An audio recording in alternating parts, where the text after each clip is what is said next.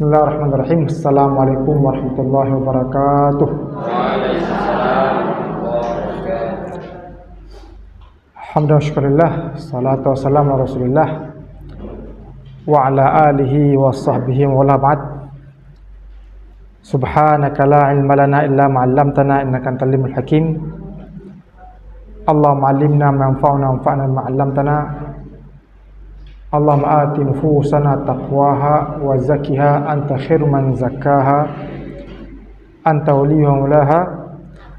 Rabbi shrah li sadri wa yassir li amri wa hlul 'uqdatam min lisani yafqahu qawli. Rabbana zidna 'ilman warzuqna fahma. Allahumma la sahla illa ma ja'altahu sahlan tajul hazna idza syi'ta sahla. Ini ibu-ibu semua ya. Sehat semua ibu-ibu sekalian. Supaya jangan terlalu tegang gitu. Ini macam apalagi direkam di Metro TV ini ngeri juga.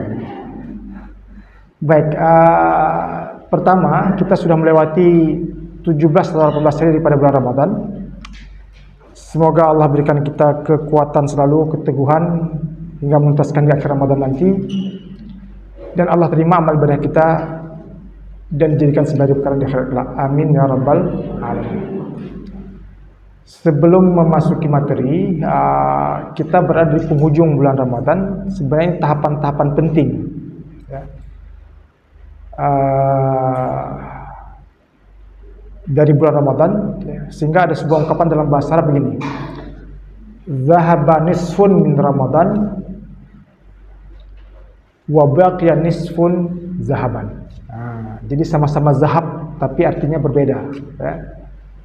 Jadi zahaba nisfun min Ramadan wa baqiya nisfun zahaban. Jadi zahab tapi artinya berbeda. Zahab yang pertama pergi, kata kerja. Jadi zahaba nisfun min Ramadan sudah berlalu setengah bulan daripada bulan Ramadan. Wa baqiya nisfun zahaban. Dan yang tersisa setengahnya lagi, tapi setengahnya inilah emas. Ya, zahab ya. Jadi zahab yang pertama berarti pergi, kata kerja. Zahab yang kedua kata benda bermakna emas. Tapi ini yang terkadang orang sia-siakan dan lupakan. Orang ngegas sejak awal, tertinggal di akhir ini. Padahal di akhir ini yang paling penting daripada bulan Ramadan. Mudah-mudahan Allah berikan kekuatan kita menuntaskan akhir Ramadan ya. Istiqamah selalu, sehat selalu, dan mudah mengerjakan kebaikan di 10 akhir Ramadan. Bahkan Nabi menganjurkan kita untuk beriktikaf ya, artinya berasyik maksudlah, menghabiskan waktu-waktu 10 akhir Ramadan itu dengan lebih mendekatkan diri kita kepada Allah. Karena itu juga waktu-waktu istijabah ya, memperbanyak doa, mohon ampun kepada Allah Subhanahu wa taala. Karena itu waktu-waktu yang mungkin tidak akan bisa ditandingi oleh hari-hari lain kecuali 10 hari awal bulan Zulhijjah. Jadi begitu ya, sebagai mengingat saya pribadi dan jamaah sekalian tentang pentingnya 10 akhir daripada bulan Ramadan. Ibu sekalian, selain daripada iktikaf 10 akhir Ramadan tadi, ada sebuah hal yang penting juga untuk kita ketahui bersama.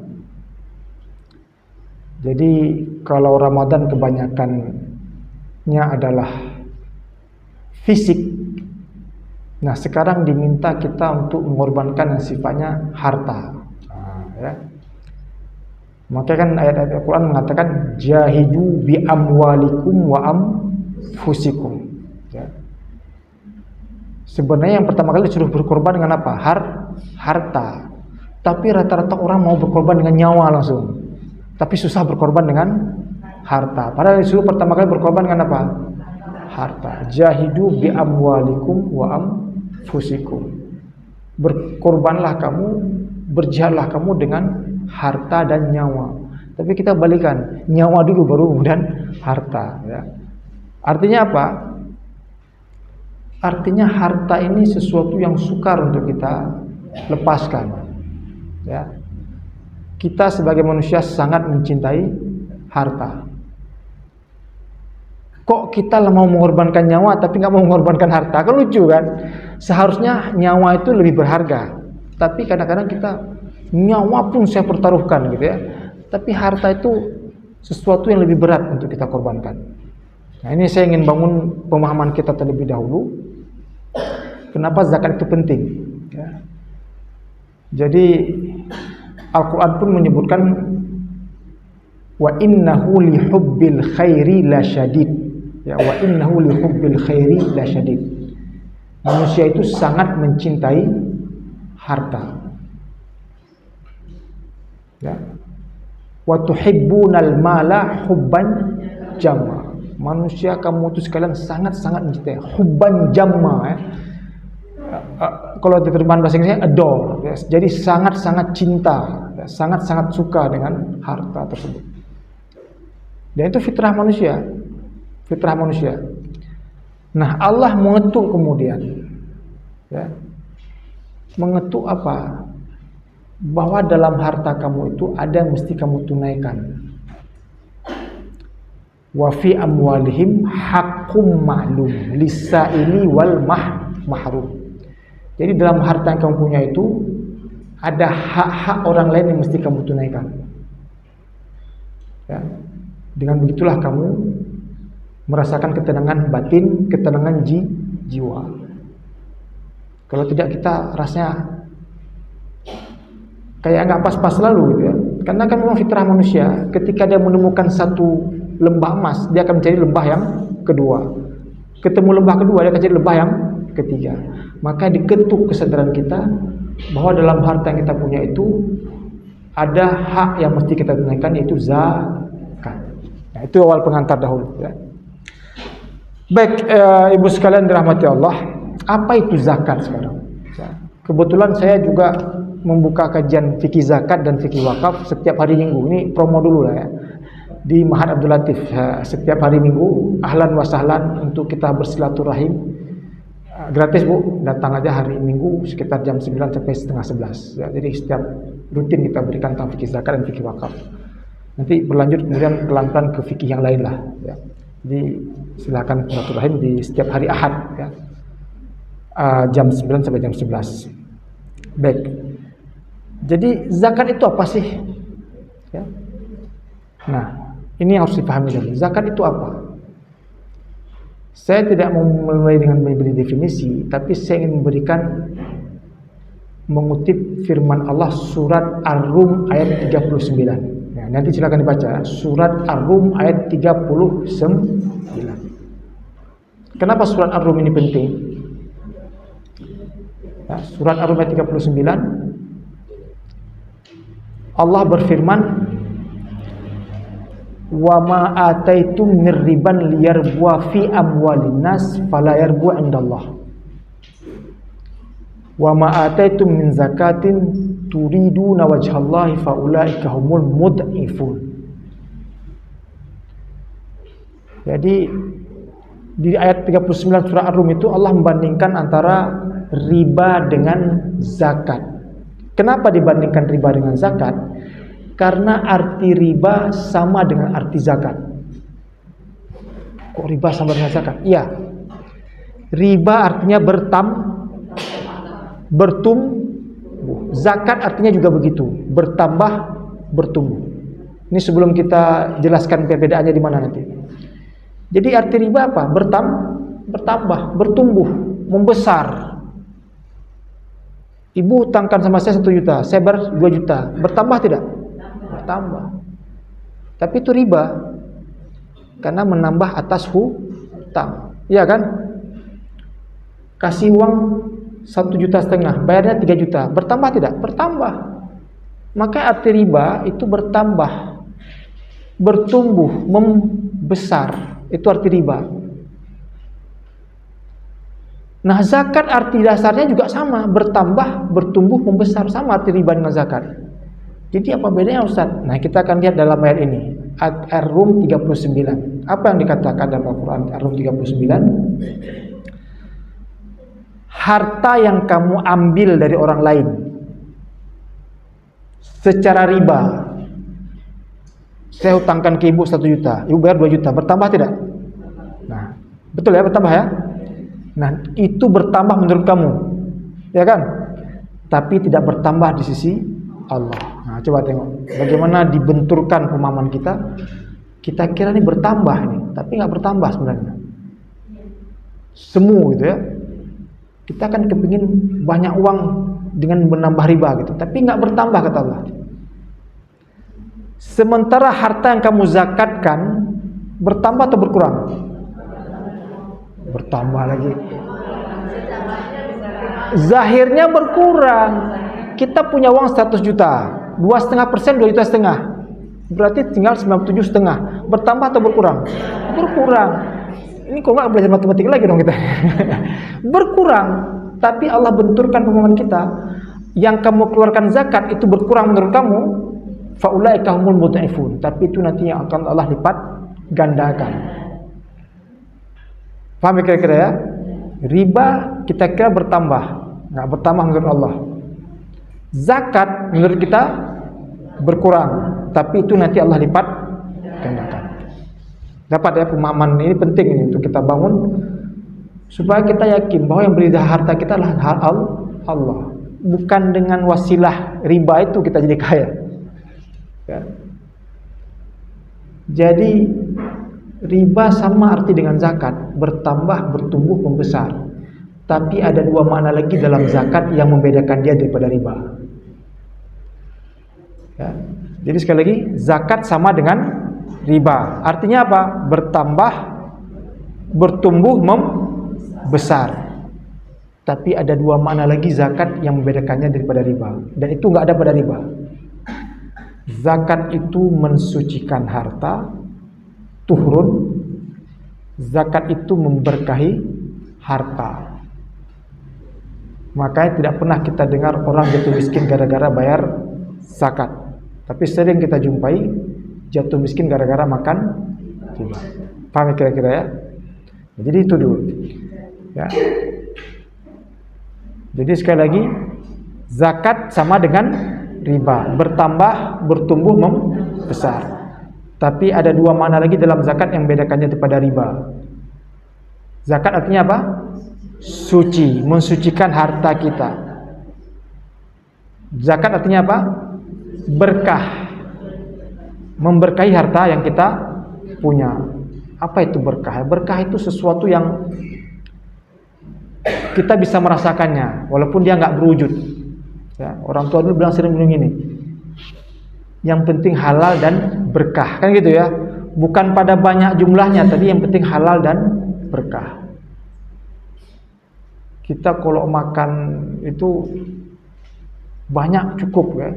Pak banyak lebih kadang-kadang. Tapi kalau kalian cukup, kan gitu ya. Itu berkah. Padahal orangnya ramai, ya, berkah. Nah ini yang kadang-kadang sudah hilang di kita ini. Karena kenapa? Kita bayangannya selalu ukurannya adalah jumlah, bukan pada berkah. Ya enggak? Ini ya, jadi bayangan kita ini jumlahnya berapa sekarang? Kan begitu. Padahal pada keberkahan itu. Makanya kalau kita keluarkan zakat, dia akan membesarkan harta, menumbuhkan harta, mensucikan harta, dan memberkahi harta yang kita punya. Dan itu hanya ada pada zakat, tidak ada pada riba. Paham ya kira-kira ya? Nah, kemudian kita melangkah. Apa sih zakat itu kemudian? Ya, apa sih zakat itu? Itu tadi yang saya katakan arti dasarnya. Arti zakat itu bertambah, suci, berkah. Ya. Nah, zakat ini saya kasih definisi, diingat nih, mana tahu nanti ditanyakan. Ya. Sudah langsung kasih clue-nya ini. Dihafal tapi jangan dibaca buku. Nah, saya kasih definisi secara ilmu. Ya. Kalau ditanya apa sih zakat itu? Zakat kewajiban agama, rukun keempat, itu betul ya. Tapi itu nggak memenuhi definisi secara ilmu. Ya, saya kasih definisi secara hukum fikihnya. Jadi zakat itu juz'un muayyan bisyurutin muayyanah min amwalin muayyanah li ta'ifah muayyanah. Nah, itu bahasa hukum. Jadi gimana ulama dahulu berikan definisi itu supaya kita mengerti apa itu zakat. Apa itu zakat? Zakat adalah bagian tertentu. Bagian tertentu juz'un muayyan, ya, bagian tertentu, hanya 2,5%. Enggak semuanya diambil, itu pun susah minta ampun kita, ya kan itu ya. Begitu keluar 2,5% nggak bisa tidur malam gitu. Jadi juz'un muayyan, hanya bagian tertentu. Kalau zakat harta 2,5%. Zakat fitri 2,8 kg beras, ya, 1 sak. Kan cuma bagian tertentu diambil kan, nggak semuanya diambil kan. Jadi bagian tertentu dari jenis harta tertentu. Ya, jadi bagian tertentu dari jenis harta tertentu. Enggak semua harta kita kena zakat. Rumah enggak, kalau ditempati enggak. Tapi kalau disewakan, ya, karena kita dapat keuntungan daripada sewa. Ya. Mobil kalau dipakai enggak, tapi kalau disewakan, ya. Jadi ini harus kita pahami dulu. Emas salah satunya, kita akan lari ke sana. Jadi bagian tertentu dari jenis harta tertentu, dengan syarat-syarat tertentu. Nah, coba tengok. Jadi Islam ini enggak zalim, Bu. Enggak begitu tengok harta kita banyak, zakat nih, enggak begitu juga. Terpenuhi syarat enggak? Nah, gitu ya. Sampai nisabnya enggak, kan gitu.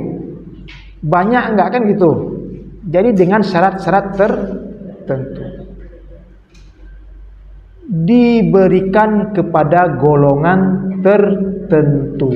Jadi zakat ini peruntukannya jelas.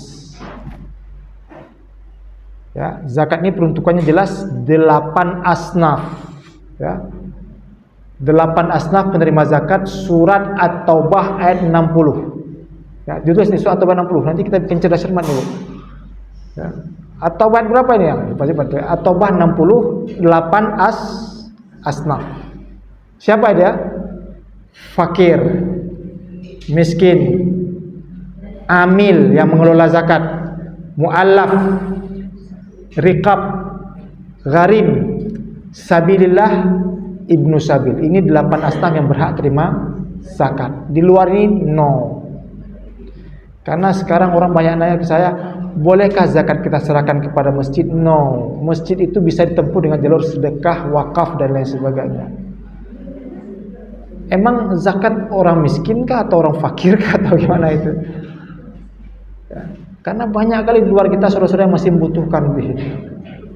Paham ya kira-kira ya? So, saya ulang sekali lagi. Jadi zakat adalah bagian tertentu dari jenis harta tertentu dengan syarat-syarat tertentu diberikan kepada golongan. Siapa golongan tertentu itu? 8 as dalam surat At-Taubah 60. Nah, diingat, mudah kan? Oke. Bagian tertentu tok 2,5%. Ya. Ada lagi bagian lain rupanya? Ada. Ya.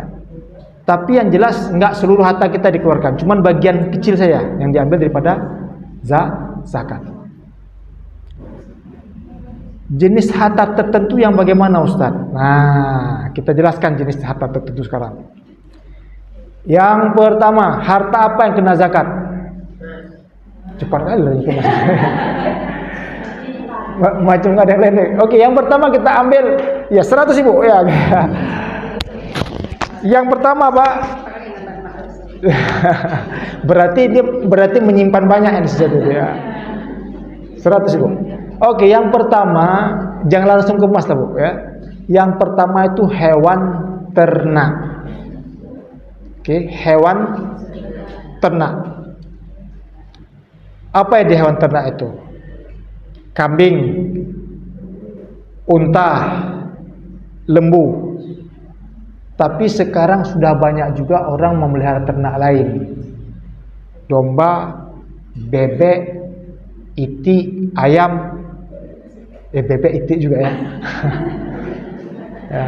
Berarti serius mendengarnya. Kalau nggak itu kan nggak ada yang tahu gitu ya. Jadi itu juga termasuk ternak. Ini ternak saya katakan bukan pelihara ternak macam kita pelihara seekor 2 ekor, Bu. Ya. Kalau seekor 2 ekor cukup untuk rumah ya kan gitu. Ini orang ternak sekian ratus, sekian ribu. Kira-kira kena zakat tidak? Kena, karena dia sudah berlebih itu. Saya teringat itu di Blitar itu ada pengusaha Jawa itu, di Blitar itu dia pengusaha besar ternak ayam dan niti, sehingga dia termasuk yang menentukan harga telur nasional. Dia jadi kandangnya itu sekian hektar, Bu. Ya, ribuan ayam sama itu. Jadi kira-kira kena zakat nggak orang begitu? Nah, itu dia. Karena yang diminta dari harta kita adalah yang lebih. Zakat itulah yang lebih dari harta yang kita punya, bukan harta pokok kita diambil. Jadi yang kita keluarkan daripada zakat itu adalah yang lebih dari yang kita punya. Dan yang diambil pun nggak banyak kali, 2,5%, Bu. Cep. Ya. Jadi hewan ternak itu yang pertama sekali kena zakat. Nah, apa lagi yang kedua? Biji-bijian, buah-buahan, karena itu yang dalam hadis Nabi ya, biji-bijian, buah-buahan. Kalau bahasa kita sekarang pertanian, ya, biji-bijian, buah-buahan pertanian. Apa ada contohnya? Kurma, gandum. Bagus, Ibu langsung bicara kopi, ya. Saya mau mengatakan ini, Ibu dari Takengon atau bagaimana? Bukan. Kopi, oke. Tapi sebelumnya saya bilang begini, di masa Rasulullah biji-bijian itu hanya gandum dan kurma. Makanya di kalangan ulama-ulama tradisional ini nggak boleh lari daripada gandum dan kurma. Jadi ulama tradisional mengatakan lain hanya biji. Sementara banyak sekarang petani dari pukat misalkan, ya kan, dari kopi. Tahun 80-an itu ada cengkeh, juga ada nilam. Nah, ini kira-kira kena zakat tidak? Ketika harganya begitu melambung. Jadi saya teringat tahun 90-an itu yang pertama kali bicara zakat cengkeh itu Pak Ali Muhammad itu, orang Matang Gelumpang 2. Dia yang pertama kali bicara. Mungkin orang bayar padi langsung bayar zakat. Sementara orang yang tanam cengkeh kaya raya tidak kena zakat. Nah, itu dia. Karena harga cengkeh itu sedang melambung. Orang semua jual ke Sabang dan sebagainya itu kan. Kan dulu kan kita masih kirim keluar gitu ya. Nah, jadi segala bentuk biji-bijian, buah-buahan pertanian yang menghasilkan jumlah besar itu terkena zakat. Kopi, cengkeh, nilam, sekarang apa lagi? Ya, pokat. Pala hasil yang besar jumlahnya itulah ya. Ya kalau kebun sepetak 2 petak mana kena zakat. Itu cuma untuk keluarga kita. Makanya sebenarnya Islam mengajarkan kepada kita untuk berpikir bagaimana besarkan gitu, bukan hanya untuk kebutuhan sendiri. Jadi itu yang kedua ya, biji-bijian, buah-buahan dan pertanian. Yang ketiga, perdagangan, perniagaan, tijarah. Makanya orang dagang itu wajib kena zakat. Biasa pedagang pasti mencatat itu selalu berapa pemasukan dia itu. Kalau nggak catat kan dia bisa jadi rugi kan gitu kan. Nah, jadi berapa pemasukan daripada harta zakat itu? Segala bentuk perdagangan ya, perniagaan apapun yang dia perdagangkan. Yang penting dagangannya itu halal, baju kah, dagang sebagainya. Itu perdagangan. Yang keempat apa? Ini yang Ibu katakan tadi, emas dan perak. Emas itu adalah yang disimpan. Kalau yang dipakai bagaimana? Memang ikhtilaf fuqaha. Saya lebih memilih pendapat yang lebih moderat, Imam Yusuf Al-Qaradawi, emas yang dipakai tidak terkena zakat. Yang disimpan itu yang terkena zakat. Kalau gitu, kayak mana kita hitung, Ustaz? Yang dipakai itu dipulangkan kepada uruf kebiasaan masyarakat setempat. Kira-kira, coba masing-masing Ibu lihat tuh, kira-kira berapa biasa yang dipakai itu? paling banyak itu 10 mayam itu paling banyak itu sudah masyarakat kita ya. Jangan juga nanti berpikir kita kemudian pakai banyak-banyak jangan kena zakat. Ya bisa kita jangan kena zakat, cuman nggak selamat kita berangkat pergi pulang udah nggak selamat lagi ya. Udah ditungguin gitu. Nah saya katakan ini beda ya. Kenapa uruf itu penting dalam hukum Islam? Di negara-negara teluk, negara-negara teluk itu negara-negara minyak. Ya. Ibu-ibu kalau keluar itu pakai emas berjajar itu biasa, Bu. Karena memang itu kelas mereka. Ya. Ya, jadi saya pernah ke Dubai, pernah ke Abu Dhabi, itu pernah ke Doha juga. Kalau kita pergi nengok acara-acara orang itu, keluar ya dulu kita, gitu lah gambarannya gitu ya. Berjajar semua, Bu. Ya. Tapi itu uruf mereka, nggak cocok dengan uruf kita di sini. Ya, kebiasaan mereka di sana begitu. Nah jadi zakat emas yang dipakai tidak terkena zakat. Tergantung kebiasaan masyarakat setempat. Maka di kita lebih daripada 10 mayam itu kalau disimpan maka wajib kena zakat. Walaupun ditukar pakai. Kan orang kadang-kadang keluar di pikirannya juga kan gitu kan. Kalau bahasa agama namanya hilah. Apa namanya? Hilah. Ini kambing 40 ekor. Menjelang setahun dijual dulu. Ya kan? Lewat setahun beli lagi supaya jangan kena zakat. Ya kan? Ini emas kalau disimpan kena zakat. Pakai. Kalau banyak kali pakai nanti nggak aman kita diincar sama perampok-perompak gitu ya. Jadi ditukar-tukar supaya jangan kena zakat. Itu juga tetap kena. Itu namanya hilah. Dan saya kira nggak perlu kita ajarin itu, semua manusia punya akal seperti itu ya. Akal bulus gitu ya. Itu namanya akal bulus. Itu hilah. Kalau kita berusaha menghindar pada zakat, nah saya nanti akan sebutkan ayatnya. Ancamannya bukan dari manusia, tapi ancamannya langsung dari Allah Subhanahu wa taala. Sudah Bu ya? Berapa harta-harta tertentunya? 4 ya. Yang kelima, harta rikas. Harta rikas. Rakazal, rikas. Oh, ini kurang fasih. Rikas. Harta terpendam dalam perut bumi. Harta rikas, harta terpendam dalam perut bumi. Seperti apa, Bu? Ibu sedang gali-gali tanah untuk buat tong sampah. Tiba-tiba ketemu peti emas. Orang bilang harta karun. Ya kan? Tiba-tiba kaya, kan gitu. Itu namanya harta rikas. Ibu dapat itu, tapi ibu harus bayar zakat. Tapi zakatnya gede, 20%. Cuman dia yang 20%. Kok gede kan Ustaz? Ya iyalah, kita nggak ada capek. Udah jikin nomplok kan itu. Ini pernah terjadi di Banda Aceh itu, di kampung penyerat itu. Maaf ya, orang yang cari kerang di apa itu, di Krung itu, di rawa-rawa itu. Nggak tahu ketemu dapat logam emas. Kayak mendadak mereka itu. Nah, itu namanya harta rikas.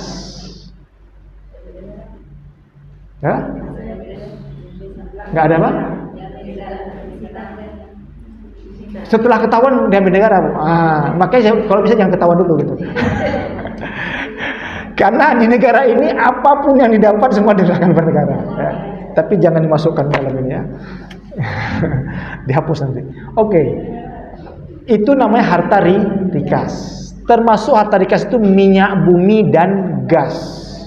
Itu harta rikas. Makanya sebenarnya kalau kita mau jujur, Bu, kalau pengelolaan zakat di negara ini bagus, sebenarnya kita bisa sekolahkan anak itu sampai universitas tanpa bayar. Kenapa? Yang bayar zakat terbesar adalah Pertamina. Yang bayar zakat terbesar adalah perusahaan tambang emas, Freeport. Yang bayar zakat terbesar adalah perusahaan batu bara. Kenapa? Mereka bayar zakat 20%. Ini mereka nggak tersentuh, Bu. Akhirnya yang sadar bayar zakat siapa? Pertamini. Pertamini berapa dia mendapatnya dari situ? Paham ya kira-kira ya? Itu namanya harta rikas. Harta di dalam perut bumi. Ya, jadi artinya banyak PR kita tentang masalah zakat yang belum selesai, dan itu yang harus kita pikirkan bersama. Oke, jadi itu ya, jenis harta tertentu hewan ternak, biji-bijian, buah-buahan, pertanian, apalagi perdagangan, perniagaan, emas, perak, dan rikas. Pertanyaannya, apakah hanya terbatas 5 ini, Bu?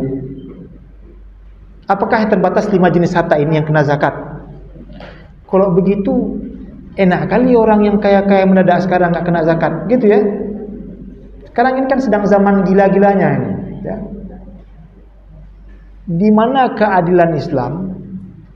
Kalau petani begitu dapat panen hasil pertanian langsung harus bayar zakat. Makanya petani itu sebenarnya paling bersih hartanya, Bu. Walaupun kita mungkin sekarang nggak boleh milih jalan bertani, ya.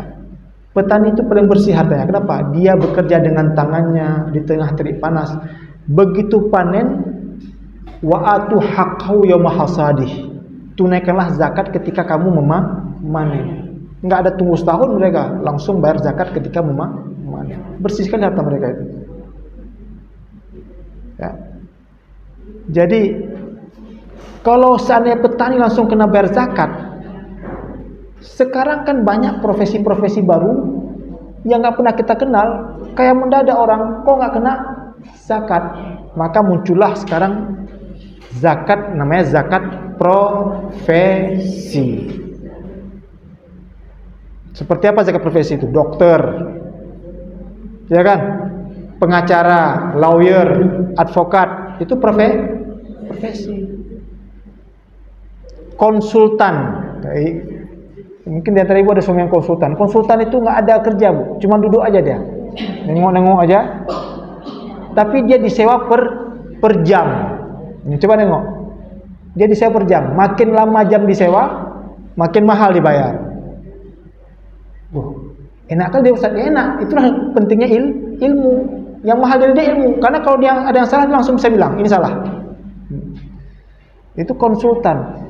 Kok bisa ini nggak kena zakat? Harusnya dia juga terkena zakat. Namanya tidak apa, zakat profesi. Oke, apa lagi zakat yang lain? Zakat yang lain termasuk namanya zakat mustaghalat, ya, mustaghalat, ataupun bahasa mudahnya zakat aset produktif. Ya, zakat aset produktif. Itu zakat aset produktif. Kayak mana zakat aset produktif? Biasanya ibu-ibu udah pintar nih, ya. Ketika ada uang sedikit, bangun rumah kos. Ketika ada uang sedikit, bangun rumah sewa. Ketika ada uang sedikit, bangun ruko. Nah, rumah sewa, ruko, rumah kos itu nggak kena zakat. Karena rumah kita bikin itu ditempati kan itu.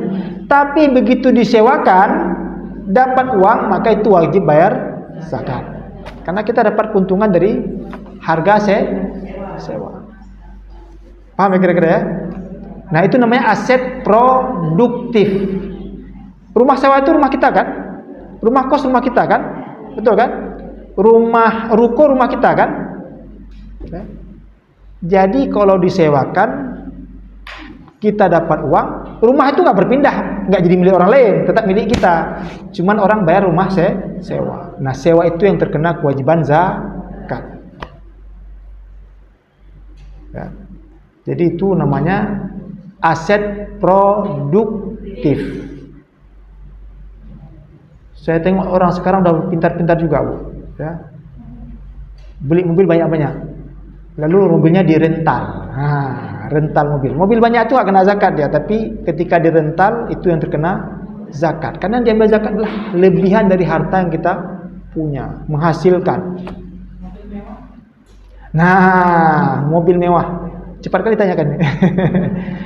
Mobil mewah kalau satu nggak masalah, Bu. Tapi sekarang manusia sekarang mengumpulkan dalam banyak, itu yang terkena zakat.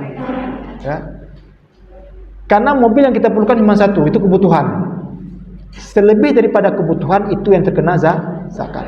Mau dia mewah, dia nggak mewah, yang jelas hanya satu kebutuhan yang tidak kena zakat. Karena yang diambil daripada zakat adalah lebihan dari harta yang kita punya. Nah, kalau bahasa joroknya gini, Bu. kotoran dari harta kita itulah kita bayar zakat. Teman nggak kita bilang kotoran nggak enak sekali ya, tapi lebihan dari harta yang kita punya itu kita bayar zakat. Untuk menyadarkan kita bahwa ada hak orang lain yang harus kita berikan. Nah, jadi apa tadi? Zakat aset produktif. Sebelumnya zakat profesi. Nah, apa lagi zakatnya? Zakat madu. Gimana madu kena ya? Madu. Madu dulu orang mencari dengan pergi ke hutan, betul ya?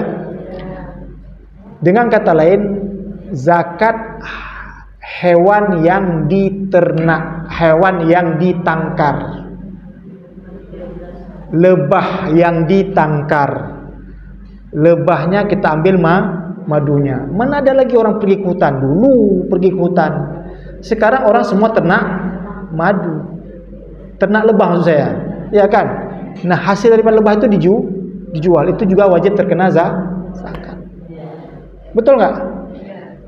Iya, 2,5%. Ya kalau kita mungkin nggak karena kita ternak itu, tapi kalau yang ternak madu, artinya dia menghasilkan dari usaha dia itu, ya kan? Dulu orang harus pergi ke hutan mencari madu, sekarang nggak perlu lagi. Ternak lebah banyak-banyak, ditangkar di kandang begitu, menghasilkan, dan itu wajib kena zakat. Nah, yang berikutnya zakat apa? Dan ini juga bentuk harta baru sekarang, namanya zakat saham. Zakat saham.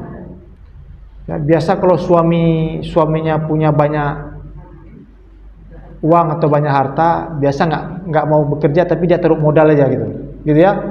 Ini usaha untuk kedai kopi dan sebagainya. Nah, saham. Kira-kira kalau dia dapat keuntungan dari saham dia itu juga wajib terkena zakat. Saham macam-macam, Bu. Buka usaha. Yang namanya buka usaha pasti harus taruh saham. Modal kan gitu ya. Ini kita mau buka usaha 100 juta. 50 juta dari saya. 50 juta dari orang lain. Kan nanti kan bagi hasilnya sesuai dengan porsi modal. Setengah-setengah dan sebagainya, kan gitu ya. Nah, keuntungan dari usaha zakat saham tadi itulah yang terkena zakat. Nah, selain daripada ini, sangat mungkin terkena jenis-jenis harta-harta yang baru. Sangat mungkin. Ya, makanya kayak MUI tahun 2024 mengeluarkan fatwa wajib zakat atas YouTuber, selebgram, dan pelaku kreatif digital. Itu fatwa baru MUI. Itu banyak kali, Bu, kayak apa tuh? Siapa? Ya, yang main jadi YouTuber tuh, yang podcast dan sebagainya itu mereka mendapatkan keuntungan daripada YouTube itu. Ya, selebgram, ya. Orang-orang like follow itu dia dapat upah dari situ, kan gitu ya. Dan bayarannya gede, Bu. Sekarang semua sudah main M, bukan lagi juta atau puluhan juta atau ratusan juta, sudah main M. Ya, M. Miliaran sudah. Nah, jadi itu fatwa MUI yang terbaru mengharuskan YouTuber, selebgram, dan juga pelaku kreatif digital, ya, podcast kah dan sebagainya, itu wajib terkena zakat. Dan yang lain. Jadi itu jenis harta yang sudah saya katakan tadi. Hewan ternak, biji-bijian, perdagangan, emas perak, rikas, profesi, aset produktif, ya, rumah sewa, rumah kos, apa lagi? Madu, zakat madu, artinya zakat hewan yang ditangkar lah gitu ya, yang ditangkar, dipelihara gitu. Kemudian apa lagi? Saham dan sebagainya. Yang jelas akan terkena jenis segala harta-harta baru yang bertambah, bertumbuh, dan menghasilkan. Ya. Nah, sekarang syaratnya apa, Bu? Syaratnya nggak banyak. Ini yang saya ingat. Ya.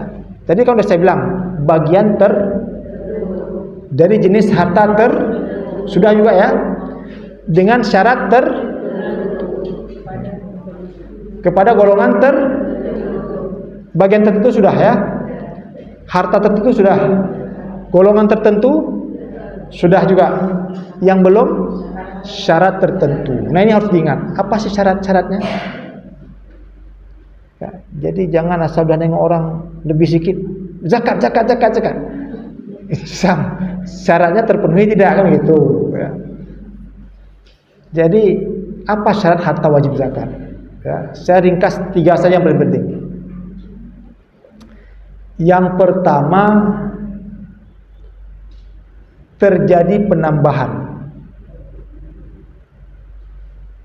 penambahan. Jelas, an-nama. Ya.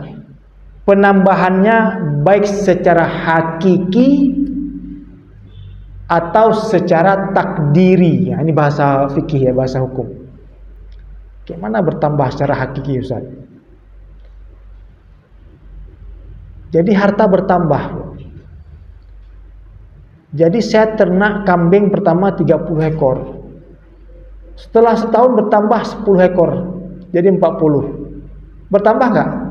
Bertambah, beranak kambingnya. Lembu beranak, itu bertambah secara hakiki. Nampak kita nengok ini. Bertambah dia. Kita kan bisa hitung setiap tahun bertambah enggak ini?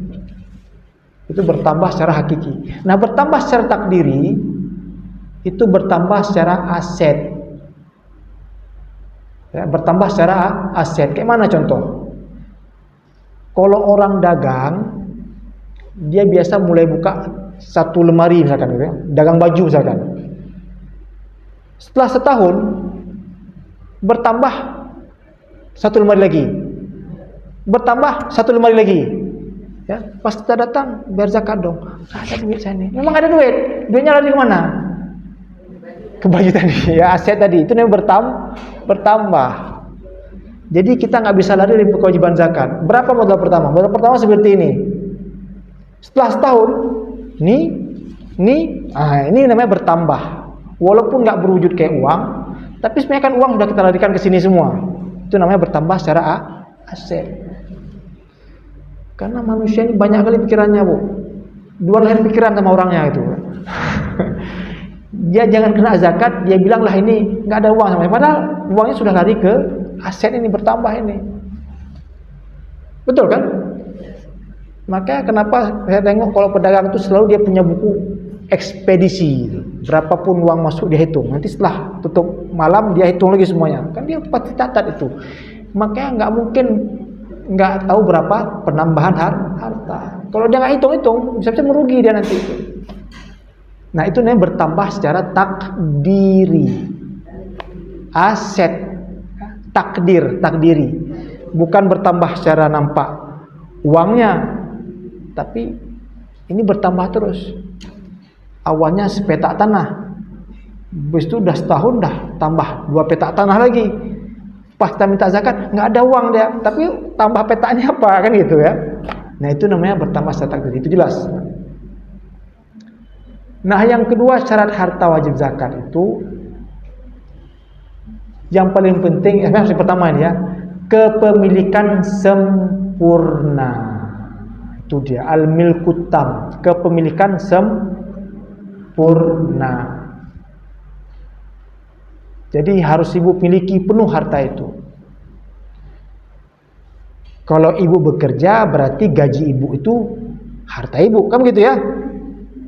Kalau ibu tidak bekerja, apa yang diberikan suami itulah harta ibu. Nah, jadi kalau sudah kita pegang, kita punyai, itu namanya kepemilikan sempurna. Apa kepemilikan sempurna itu? Tidak terikat dengan hutang. Ya. Jadi kalau ini ada sama saya tapi hutangnya juga masih gede, maka lunasi hutang dulu. Hutang harus dilunasi karena hutang itu bawa mati itu. Ya. Jadi kepemilikan sempurna tidak terikat dengan hutang dan juga tidak terikat dengan piutang. Bedanya apa, Bu? Kalau hutang, saya berhutang sama ibu, ya, berarti kan saya masih ada tunggakan kan gitu. Piutang, ibu berhutang sama saya. Uang saya, tapi uang saya nggak ada sama saya sekarang, sama ibu itu. Karena dia belum sama saya, berarti belum bisa kita bayar zakat. Belum kepemilikan sempurna. Walaupun uangnya ada, berapa uangnya? 100 juta. Tapi nggak ada sama saya uangnya. Gimana kita bayar zakat? Jika dibayarkan nanti, baru kita bayar zakat. Nah, itu kepemilikan sempurna. Paham ya kira-kira ya? Jadi tidak terikat dengan hutang, tidak terikat dengan piutang, tidak terikat dengan harta kongsi. Jadi kalau kita punya kongsi dengan orang, pisahkan ini mana bagian harta saya dan mana bagian harta dia, supaya kita tahu, hitung nanti sampai zakat enggak, kan gitu. Kalau masih kongsi bersama,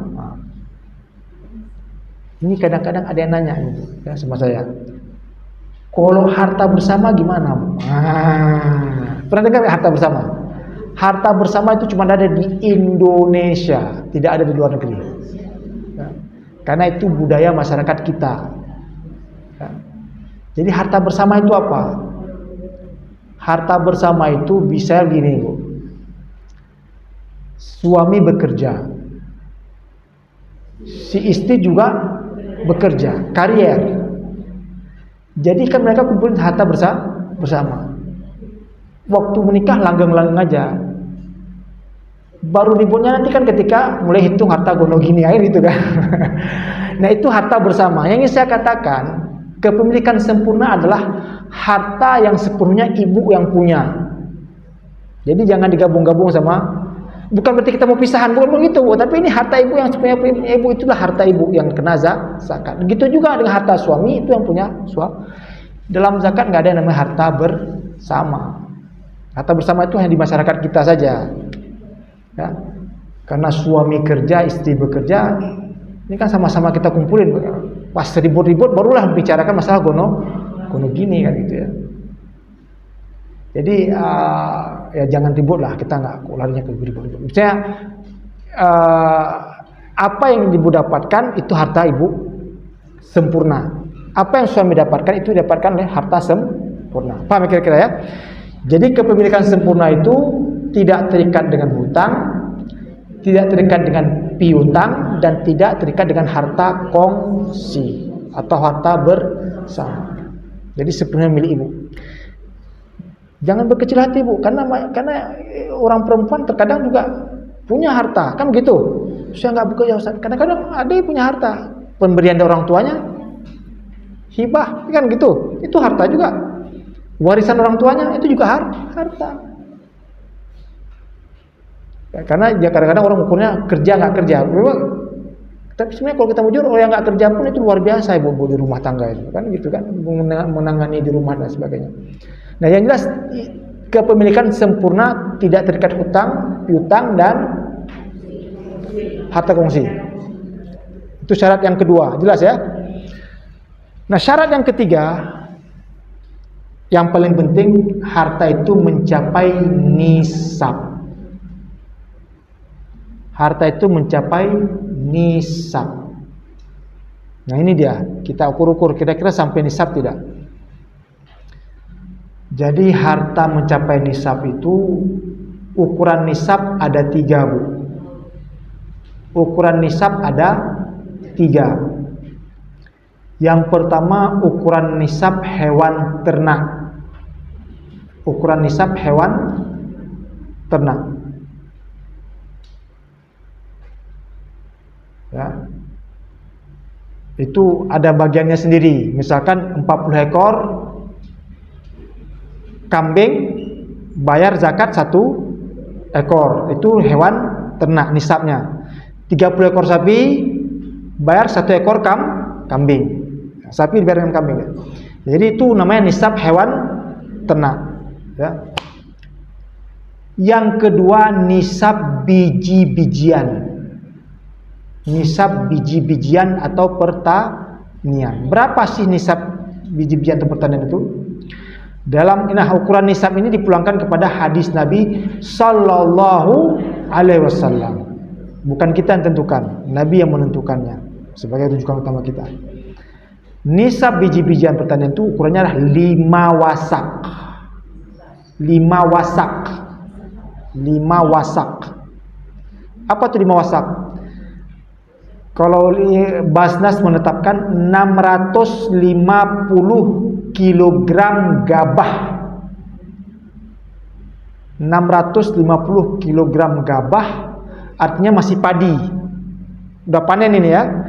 Masih dalam beras tapi dalam bentuk padi, gabah itu. 650 kg gabah atau 495 kg beras. 495 kg beras. Jadi kalau ibu punya sawah, saya ulangi, 5 wasak, 650 kg gabah, artinya beras dan padi, atau 495 kg beras. Jadi kalau ibu punya sawah, kan macam-macam sekarang kita kan, investasi sawah dan sebagainya, investasi kebun kan gitu ya. Jika menghasilkan seukuran begitu, maka wajib zakat. Orang sekarang macam-macam bu, tapi yang paling banyak sekarang tanam sahamnya ke sawit. Ya, sawit sekarang saya tengok banyaknya. Akibatnya kayak kemarin itu kita banjir itu. Oke. Jadi 650 kg gabah atau 495 kg beras. Jadi kalau ukuran itu menghasilkan maka wajib zakat. Terakhir, dan ini yang disepakati para ulama, untuk paling mudah kita ukur harta adalah dipulangkan kepada nisab emas. Dipulangkan kepada nisab emas. Berapa nisab emas itu? Jadi seluruh harta yang kita punya pulangkanlah kepada nisab emas. Berapa nisab emas itu? Dalam hadis Nabi dikatakan 20 mithqal. Mithqal, mim, tha, qaf, lam. Mithqal. Mithqal. 20 mithqal. Berapa 20 mithqal itu? Ulama mengkonversikan antara 85 sampai 94 gram emas. Gram, Bu. Mayam itu cuma di kitab. Jadi saya ulangi, 20 mithqal itu antara 85 sampai 94 gram emas. Artinya ringnya itu masih bisa diambil. Kenapa saya katakan begitu? Basnas mengambil yang terendah 85 gram, sehingga akan banyak orang yang terkena zakat. MTU Aceh ambil yang paling tinggi 94 gram. Ya, jadi hampir-hampir kena zakat kita ini. Orang Taif semua ini. Padahal banyak harta sudah harus kena zakat. Bagusnya bagaimana? Bagusnya ambil yang terendah. Karena kalau enggak kita akan enggak sadar-sadar untuk kena zakat. Nah, itu satu ya. Harta yang paling mudah ini. Nah, Ustadz, ini kita ambil emas yang mana, Ustadz? Emas 22, 24 karat bagaimana sebenarnya? Nah, kalau kita hitung dengan harga emas sekarang, hampir enggak ada yang kena zakat. Malah kalau kita hitung mungkin semuanya harus kena zakat. Kakak contohnya lagi kan gitu ya. Saya campur bahasa Perancis sedikit Bu ya. Jadi makanya yang paling bagus saya katakan itu putusan Basnas terbaru. Ya, putusan Basnas terbaru saya bilang begitu. Karena MPU masih ngambil yang tertinggi. Kalau MPU Aceh saya bilang, bukan saya nggak percaya sama MPU Aceh. Banyak duduk orang-orang Dayak ini situ ya. Mereka ngambil tertinggi 94 gram. Terus diambil yang karat tinggi, sehingga kalau ukuran harga emas sekarang itu kalau orang kena nisab harus punya uang paling kurang dalam setahun lebih 200 juta rupiah. Berapa banyak antara kita punya penghasilan 200 juta rupiah per tahun? Bisa dihitung dengan jari. Hampir nggak ada yang kena zakat. Semua mengaku duafa gitu ya. Padahal zakat itu adalah harta lebihan yang kita punya. Nah, saya ambil standar Basnas, saya bilang. Basnas ambil ukuran emas paling rendah 14 karat. 14 karat. Karena kan dia emas juga. Kalau kita ambil yang paling tinggi, ya kena zakat kita.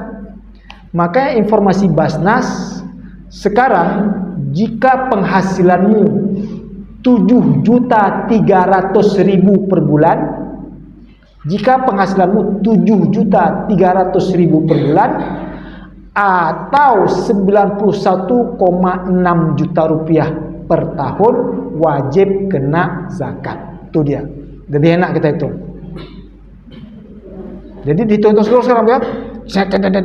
Gitu. Jadi jika penghasilanmu 7.300.000 per bulan dan atau 91,6 juta rupiah per tahun, wajib kena zakat. Jelas kan? Karena diminta adalah lebihan dari harta yang kita punya. Dan saya kira itu lebih maslahat, apalagi di masa kondisi sekarang ini, kondisi ekonomi yang begitu susah. Kesempatan kita untuk membantu dengan cara zakat. Inilah bangun kesadaran kita untuk bayar zakat. Baik. Jika penghasilanmu 7.300.000 rupiah per bulan, ya, 7,3 juta dan atau 91,6 juta rupiah per tahun, wajib kena zakat 2,5%. Jadi hitung saja Bu, kira-kira berapa? Nah, emas tadi jelas.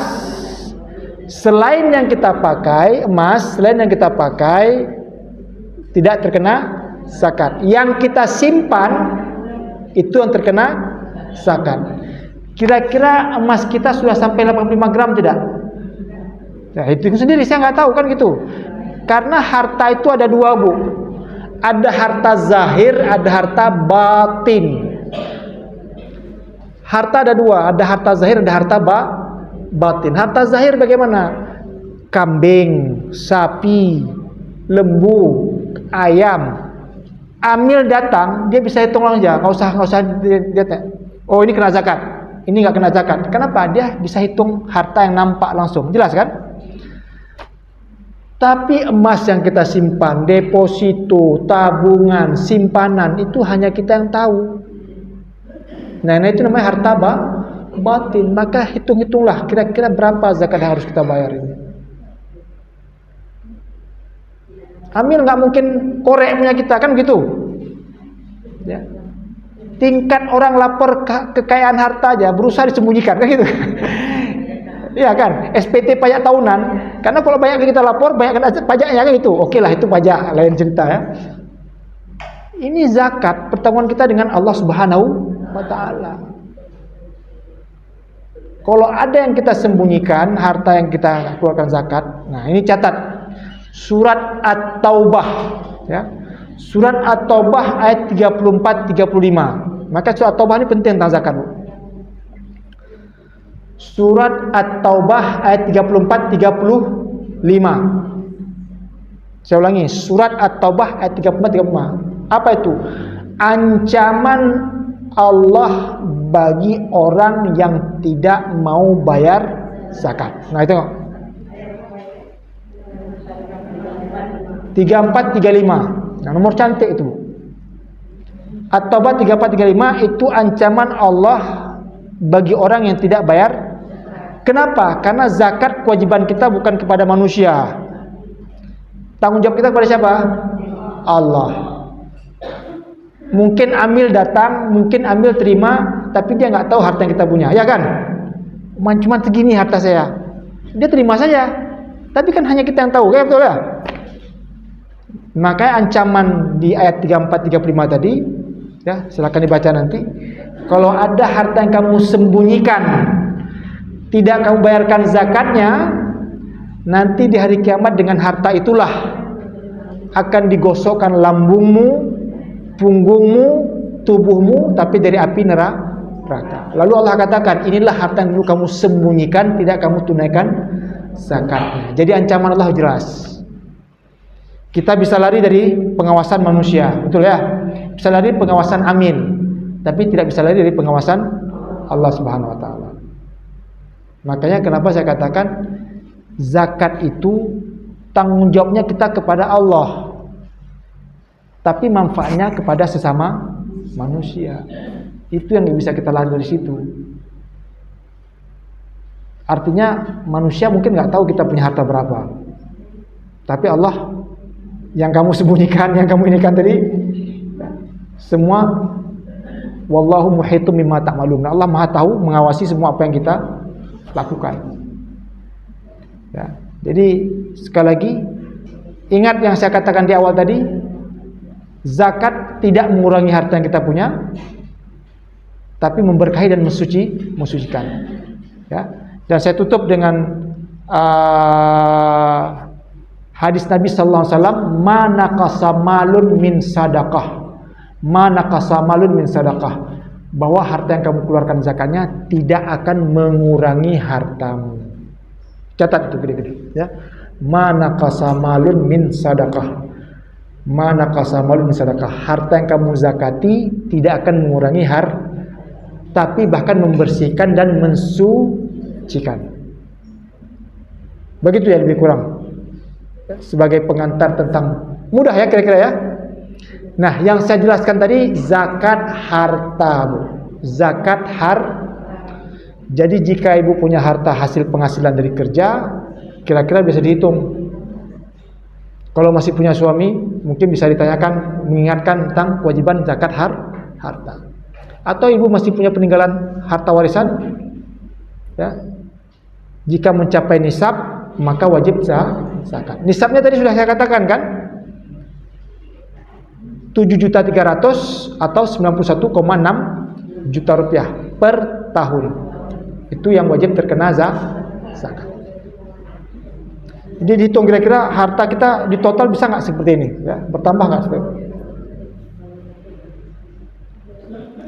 Ya, makanya saya termasuk salut dengan Basnas berani mengeluarkan seperti itu putusannya. MPU sampai sekarang belum. Ya, MPU Aceh. Padahal kalau kita hitung kita syariat Islam dan sebagainya kan itu ya, harusnya lebih memberdayakan zakat untuk membantu sesama. Nah, satu lagi sebelum kita tutup ya. Saya sengaja bicara tentang zakat harta karena ini yang banyak dilupakan orang. Ya, orang melupakannya atau pura-pura lupa. Padahal ini harta kewajiban tiap tahun. Loh, kok tiap tahun Ustaz? Iya wajib tiap tahun kita bertambah kan begitu. Pajak aja tiap tahun. Zakat juga begitu, kewajiban tiap tahun. Nah, satu lagi namanya zakat fitri. Nah, itu tiap tahun kita kerjakan juga. Zakat, orang bahasa sering zakat fitrah. Sebenarnya bukan zakat fitrah itu ya, zakat fitri karena itu berkaitan dengan Idul Fitri. Zakat fitri itu kecil, Bu.